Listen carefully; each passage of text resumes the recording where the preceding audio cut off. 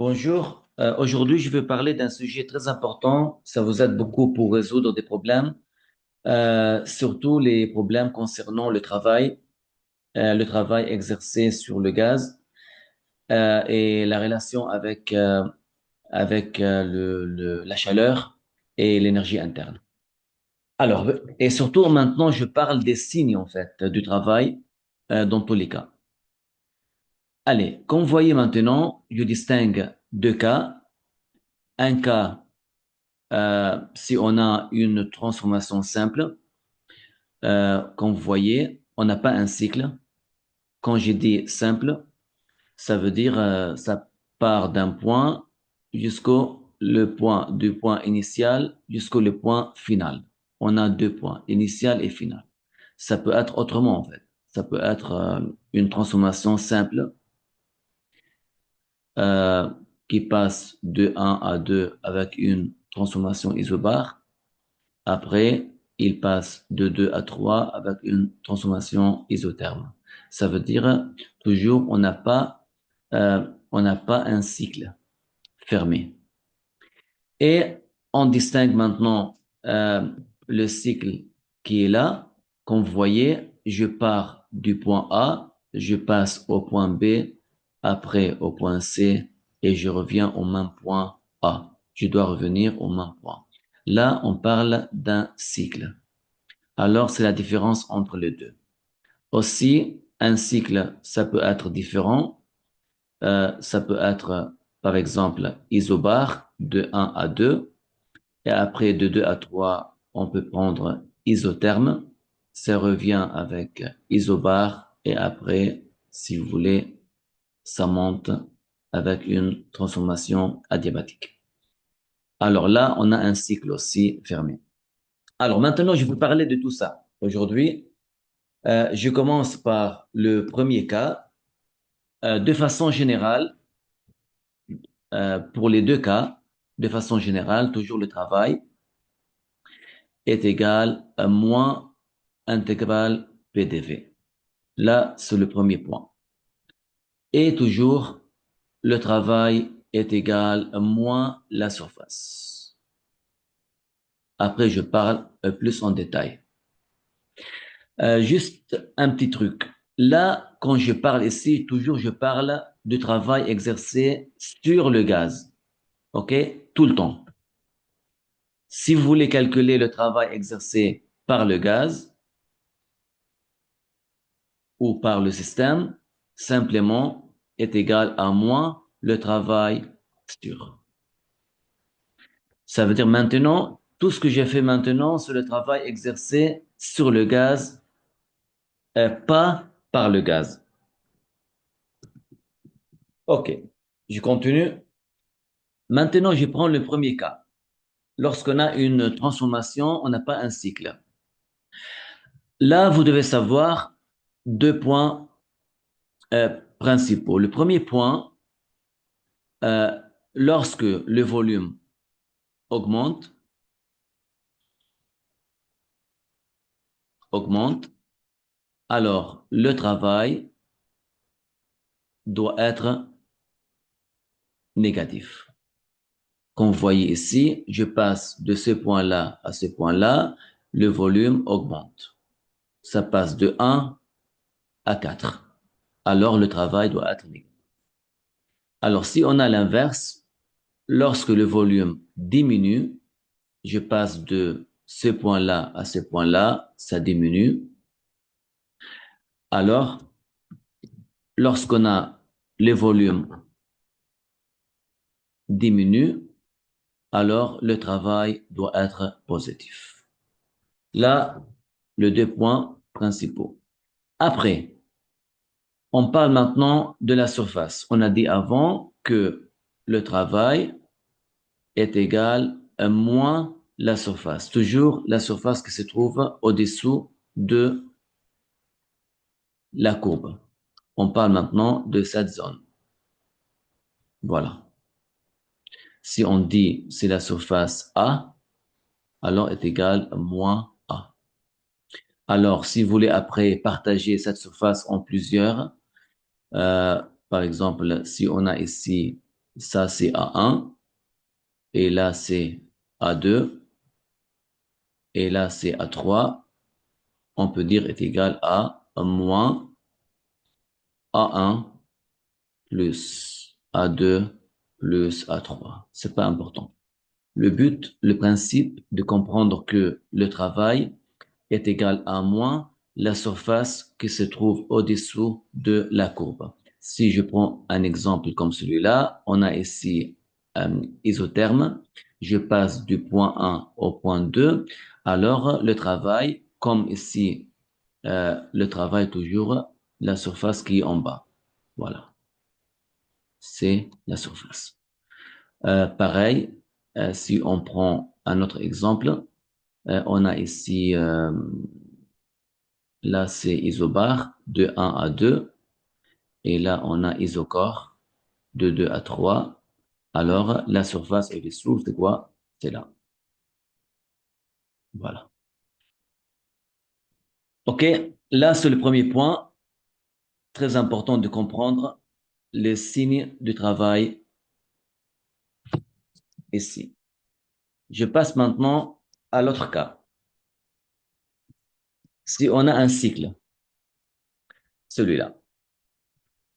Alors, si on a un cycle, il y a plusieurs points à savoir. Euh, on sait déjà que le premier principe de la thermodynamique, delta E est égal à quoi? Est égal Q plus le travail.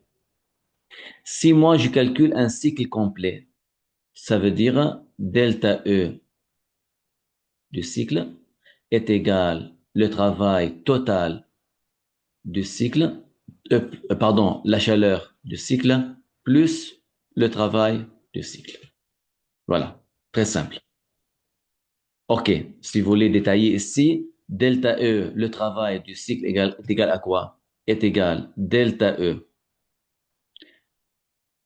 du cycle total est égal delta E de A à B plus delta E de B à C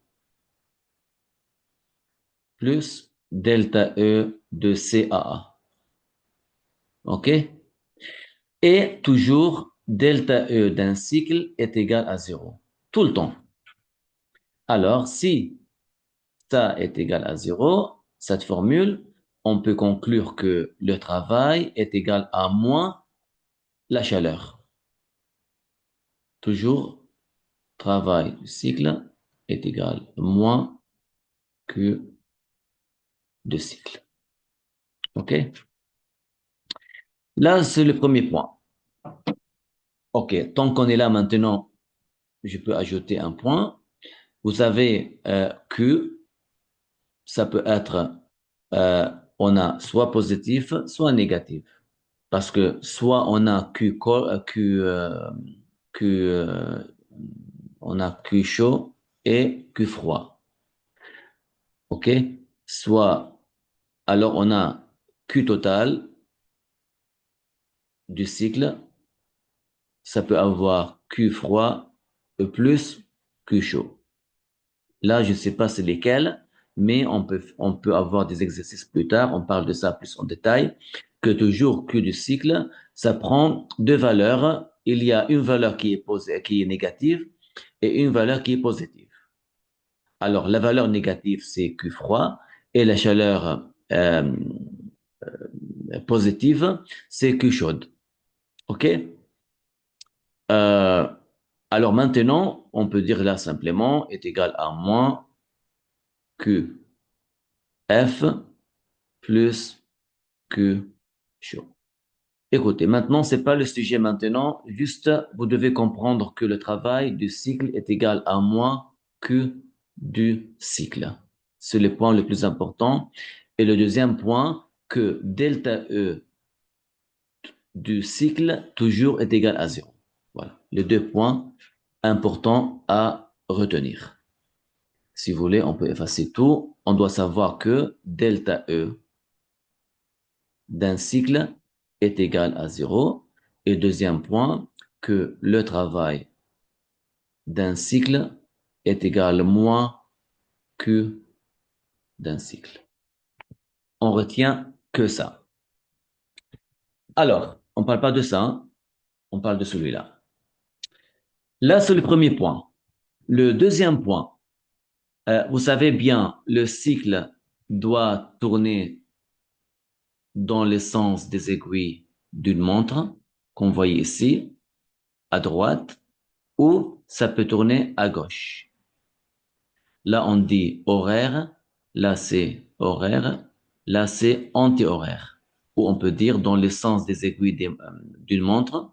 Et là, si ça tourne dans ce sens-là, on dit dans le sens contraire des aiguilles d'une montre. OK? Là, c'est très important de comprendre ces deux cas. Très bien.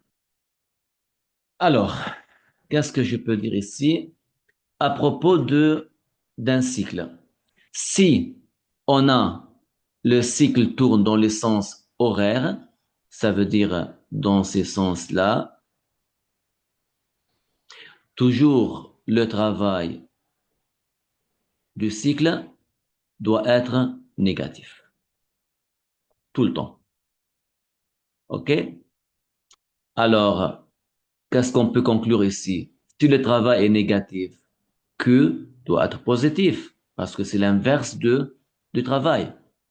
Alors, on peut conclure que Q du cycle, dans ce cas-là, doit être positif. Là, c'est le premier point. Le deuxième point, si on a un cycle qui tourne dans le sens contraire, anti-horaire, dans le sens contraire, comme ça, alors le travail total du cycle doit être positif. Et Q, c'est l'inverse, alors on dit que Q du cycle doit être négatif. Là, c'est important. Alors, le dernier point, je vais ajouter ici que le travail, comme on a dit, c'est positif, est égal moins la surface. OK, mais là, c'est quelle surface alors? Ici. Là, on parle de la surface qui se trouve dans le cycle, à l'intérieur de ça. C'est la surface dans le cycle. C'est ça qui est important. Ici, à gauche, c'est pas le cas. Là, on parle de la surface qui se trouve au-dessous de la courbe, parce qu'on n'a pas un cycle. Là, on parle de la zone qui se trouve à l'intérieur. OK? Là, tout ce que je veux dire à propos de ça, après, on aura d'autres vidéos qu'on parle des autres idées qui peuvent être très importantes pour résoudre nos problèmes.